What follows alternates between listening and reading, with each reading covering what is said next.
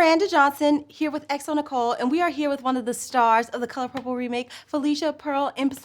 Thank you so much for chatting with us today. Hi, thank you.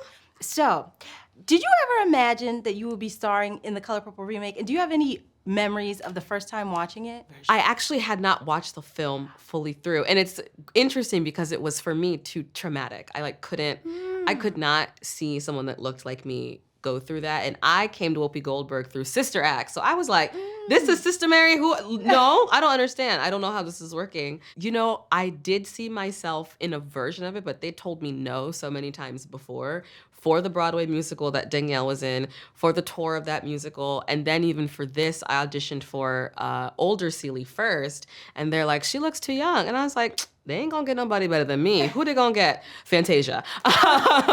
So when it finally came back around for me to do the younger Celie, it just felt so right. And I think once they came back and were like, you know, we'd actually like to see her for this. We think she's more suited for it. Originally, I think I would have run away from it because of the trauma, but I thought maybe this is an opportunity for me to bring a new perspective to this character, especially with the imagination aspect, to really talk about her joy and her fun side and the side that we don't really get to see from her. Yeah, I love that, and you did a phenomenal job. Thank you. And speaking of all of the different people who have taken on such a coveted role, in that scene where Whoopi Goldberg, she's birthing, you know, your child in the movie, and in a way, for me, it was kind of significant of her like passing the torch.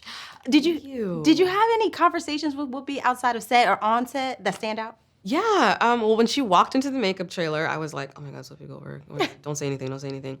And she looks at me and she goes, oh, you're adorable. You must be young Celie. And I don't think I've ever heard the word adorable, you know, said about Celie. So that was really powerful. And then we found a connection. She was Shenzi in The Lion King, the cartoon version. I did Shenzi for a couple years on Broadway and on tour, and we connected on just being artists and just being honest in the work. And she was like, you were chosen for a reason. It's yours. You've already got it. You're doing fantastic. Just keep going. Yeah.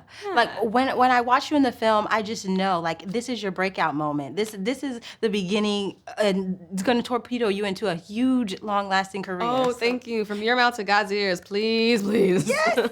And so one of the storylines in the film, one of the biggest storylines was women taking charge, especially in the early 1900s. How would you describe Celie's transition from, you know, finding her voice, losing her voice, and even helping others along the way? Well, I think Celie is definitely a woman of that time. You know, this is one generation away from slavery.